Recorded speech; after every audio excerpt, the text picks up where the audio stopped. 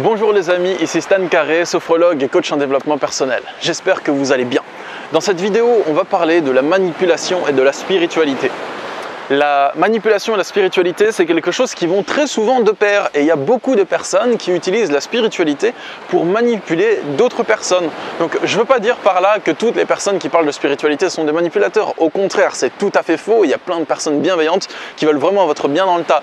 Mais il y a aussi beaucoup de personnes qui utilisent la spiritualité pour exercer une pression sur vous. Et c'est une sorte de niche assez utile pour les manipulateurs. Parce que réfléchissez.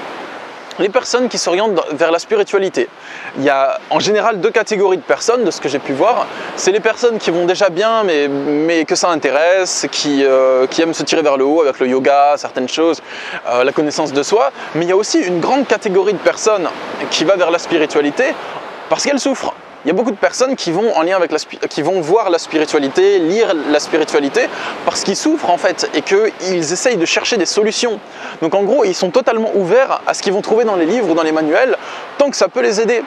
Et les manipulateurs, ils cherchent des gens qui ne sont pas très stables sur le moment, dans le sens où c'est une période de votre vie où il y a beaucoup de choses qui s'effondrent, il y a des pertes, il y a des souffrances, des blocages. Et à ce moment-là, du coup, vous vous dirigez vers la spiritualité en espérant y trouver des astuces pour aller mieux. Et donc vous êtes totalement ouvert, vous appliquez ce qu'on vous dit, vous le prenez, vous avez l'impression que l'enseignant spirituel c'est quelqu'un qui connaît bien les choses, vous lui faites confiance et vous partez de ce principe.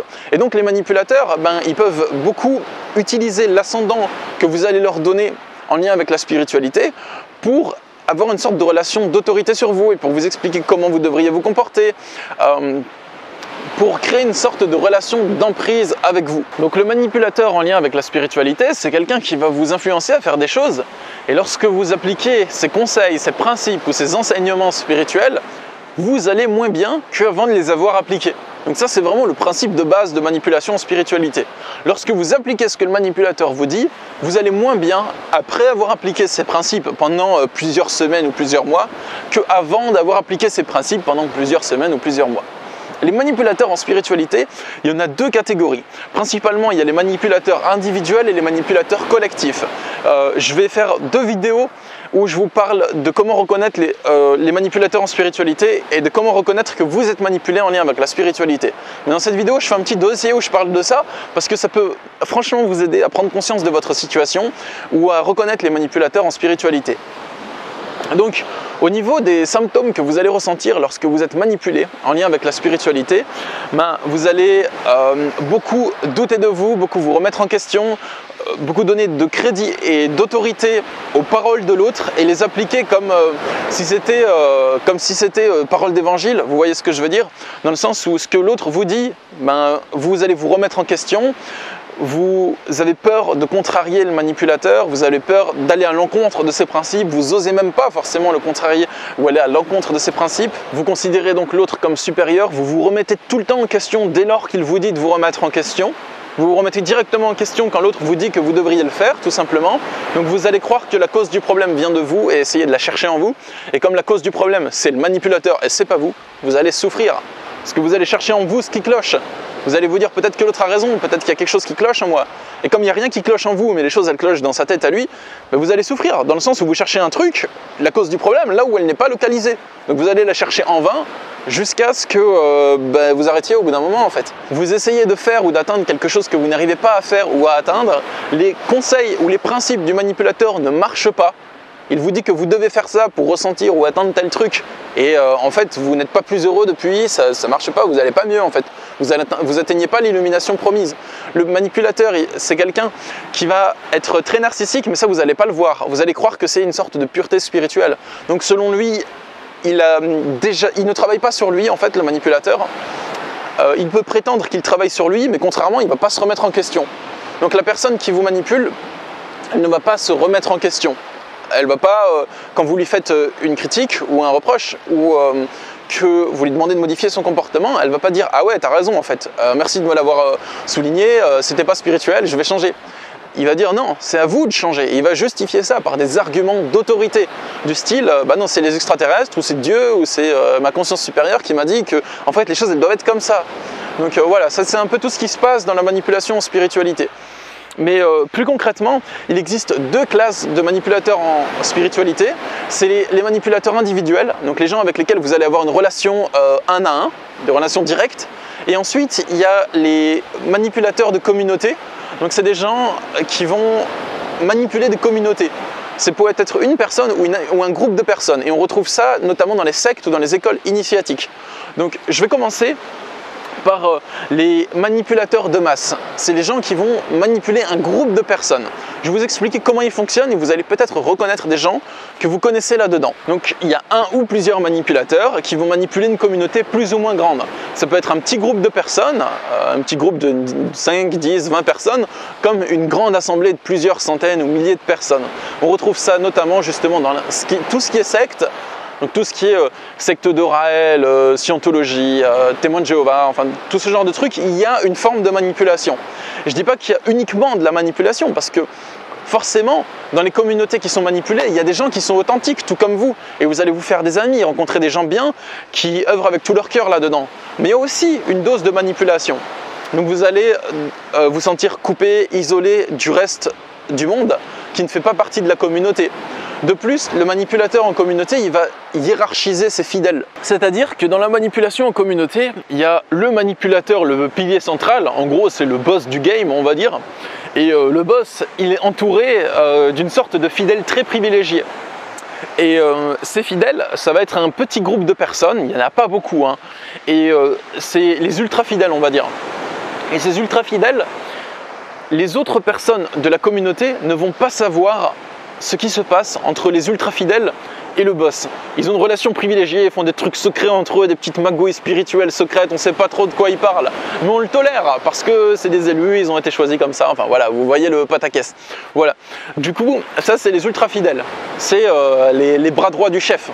Et ils ont une relation de proximité avec le chef et personne ne sait ce qui se trame entre eux. Ensuite, il y a les fidèles, pas les ultra fidèles, hein, mais les fidèles. C'est les gens qui vont être au courant d'un peu plus de choses, c'est genre les larbins privilégiés.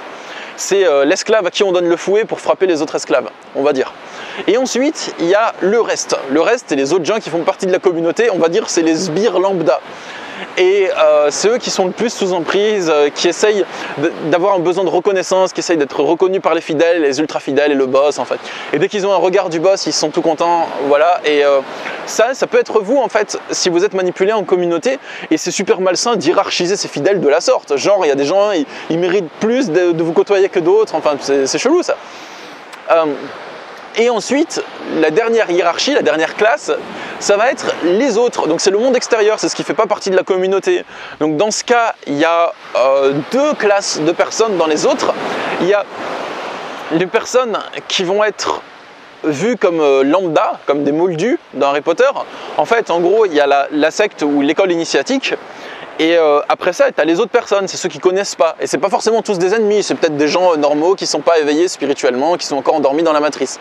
Et ensuite, c'est pas ma vision des choses, hein, c'est juste comme ça que se hiérarchisent en général les sectes ou les écoles initiatiques basées sur la manipulation. Donc là, je vous décris simplement leur mode opératoire, hein, c'est pas du tout ce que je cautionne, inversement, je cautionne pas ça du tout. Et après ça, je vous parlerai des manipulateurs individuels en spiritualité, dans la même vidéo, hein, à la suite. Donc, il y a les gens qui ne sont pas réveillés, on va dire, et ensuite tu as les ennemis. Et les ennemis, c'est tout un tas de personnes. Ça peut être les gens du gouvernement, les Illuminati, les reptiliens, les personnes qui sont contre. Ça peut être Monsanto, ça peut être plein de gens, ça peut être les extraterrestres, ça peut être des entités invisibles que personne n'a jamais vues et qui n'existent pas vraiment, mais qu'à force d'y croire, vous finissez par les voir. Ça peut être plein de choses.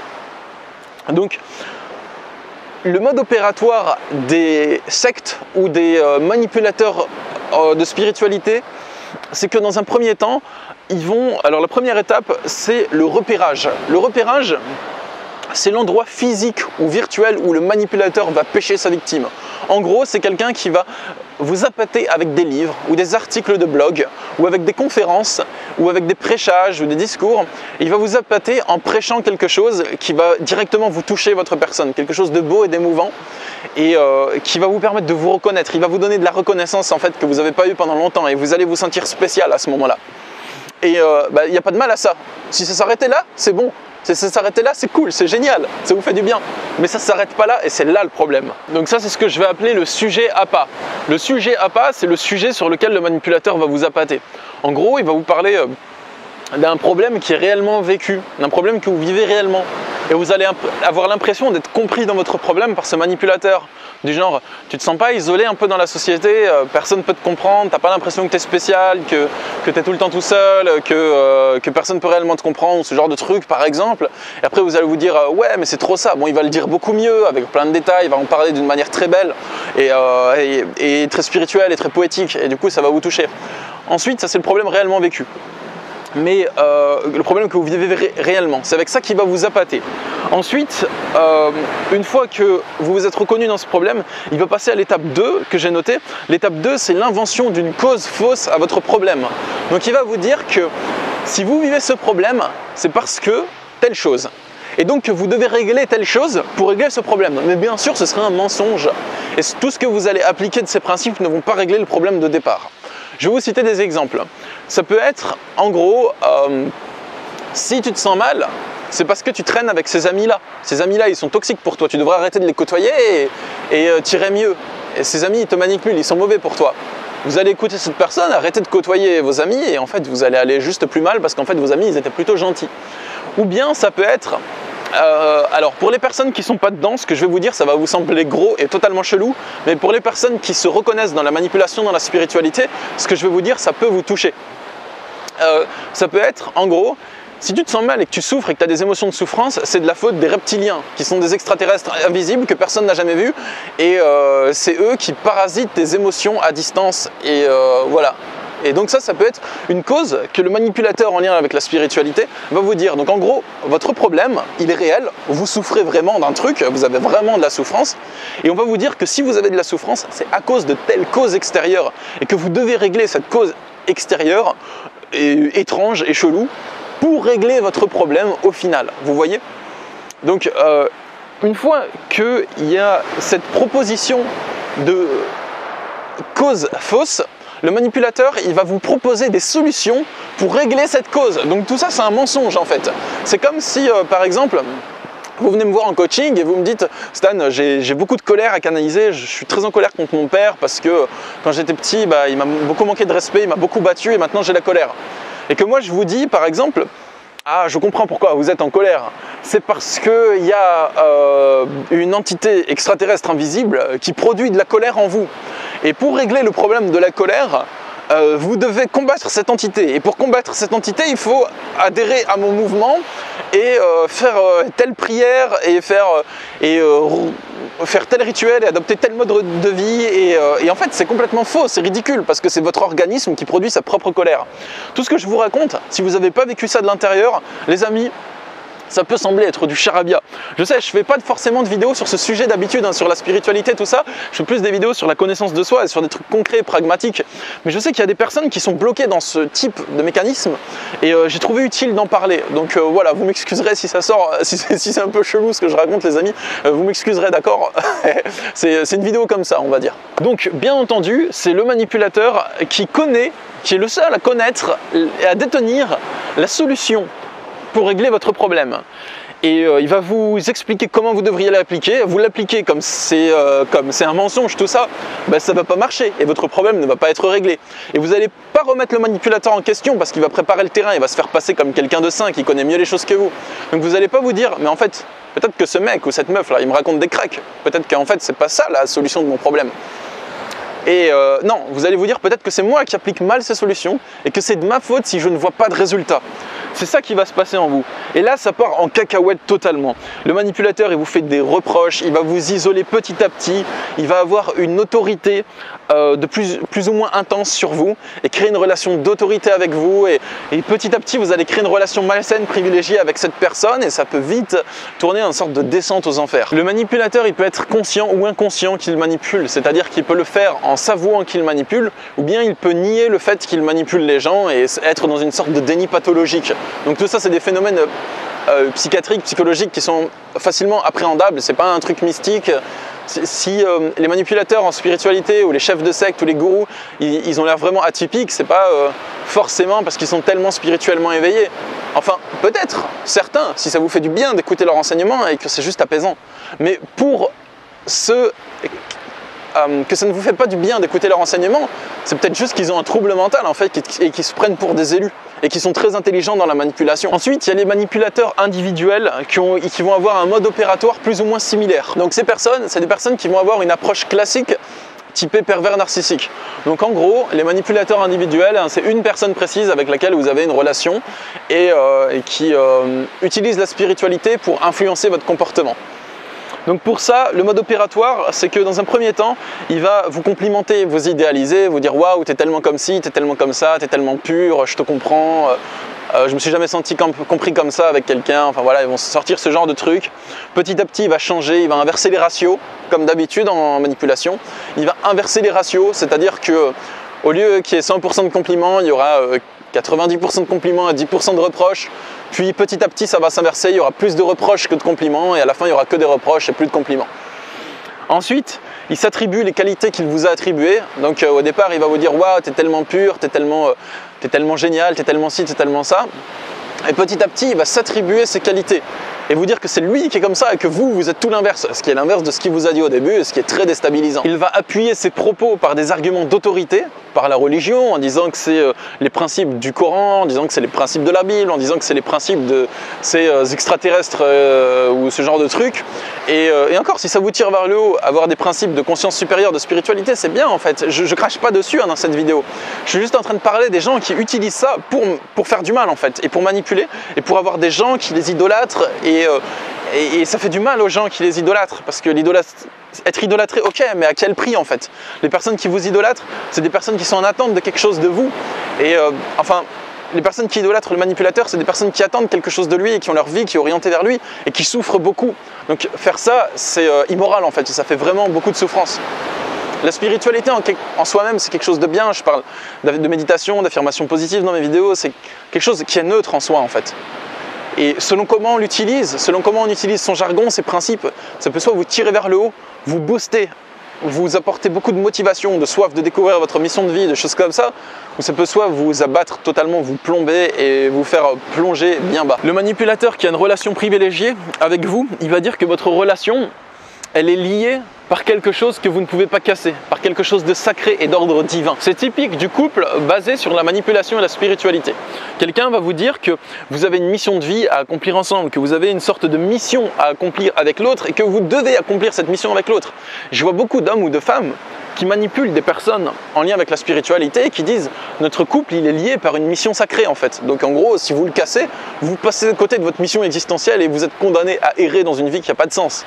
Et du coup si vous croyez à ça, vous n'allez pas casser votre couple parce que vous n'allez pas renier votre mission de vie, vous voyez. Ils peuvent aussi manipuler sous couvert de flammes jumelles. On est des flammes jumelles et c'est pour ça qu'on a une relation si chaotique. Alors que non, en fait, c'est juste une espèce de vieux pervers narcissique qui vous manipule. Et ça n'a rien à voir avec des flammes jumelles ou un truc mignon et sacré. Non, c'est juste un truc chaotique dans votre vie des fois en fait. Ou la mission christique, enfin voilà, il y a plein de choses dans ce genre. Donc cette personne vous amène à croire que vous ne pouvez pas la bannir pour ces raisons. Et elle commence à penser petit à petit à votre place, à vous dire comment vous devriez vous comporter, comment vous devriez penser, bref. Voilà, ça c'est le mode opératoire de la manipulation en lien avec la spiritualité. J'ai fait cette vidéo simplement pour vous en parler, pour vous sensibiliser là-dessus et pour vous amener peut-être à reconnaître que ce que vous vivez c'est pas normal. Hein. Parce que la spiritualité c'est facile de manipuler des gens dessus dans le sens où les gens qui sont à fond dans la spiritualité, pour eux c'est l'œuvre de leur vie, la spiritualité c'est la mission de leur vie et leur évolution spirituelle c'est un peu la mission de leur vie, vous voyez. Et pour moi aussi c'est quelque chose de très important et auquel j'accorde beaucoup d'importance. Mais du coup, des gens qui vous manipulent avec ça, ils pourront vous faire croire que si vous n'appliquez pas leurs principes qui sont la vérité et le chemin, il n'y en a pas d'autre, vous passez à côté de votre mission de vie. Et donc vous avez l'impression d'accomplir votre destin en appliquant leurs principes. Et que si vous n'appliquez pas leurs principes, vous reniez votre destin. Et c'est horrible comme sensation en fait. Du coup, faites bien attention les amis si vous vivez ce genre de relation. La solution, c'est de comprendre la manipulation, de déceler sa manipulation, de déceler la malveillance, de sortir de la manipulation et de la malveillance. Donc, Tout ce qui vous permet de comprendre la manipulation, de comprendre les comportements manipulateurs, les chantages affectifs, tout ça, ça peut que vous aider à aller mieux. Vous pouvez regarder des vidéos de ça sur ma chaîne, sur d'autres chaînes, lire des livres là-dessus, des conférences là-dessus, ça peut que vous être utile. D'ailleurs, si vous le souhaitez, n'hésitez pas à vous abonner à ma chaîne, il y a plein de vidéos où je décortique les manipulations, les mécanismes de manipulation. Et aussi, sachez que je suis disponible pour des consultations de coaching en développement personnel et mon but en consultation, c'est de vous aider à comprendre votre problématique et à mettre en place des solutions qui vous aident à sortir de la problématique, que ce soit par la compréhension des actions effectuées ou un entraînement de l'esprit grâce à la sophrologie, tout simplement.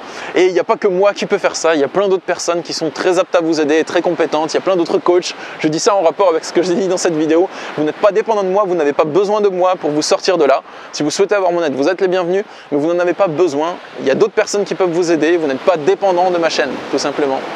Tout simplement. Il y a plein de personnes qui peuvent vous aider, plein de livres pertinents écrits à ce sujet. Donc voilà les amis, force à vous, courage et espoir, et puis voilà, n'hésitez pas à partager ma vidéo si ça vous a aidé, et si vous pensez que ça peut aider d'autres personnes. Moi je vous souhaite une belle vie, et je vous dis à bientôt. Au revoir.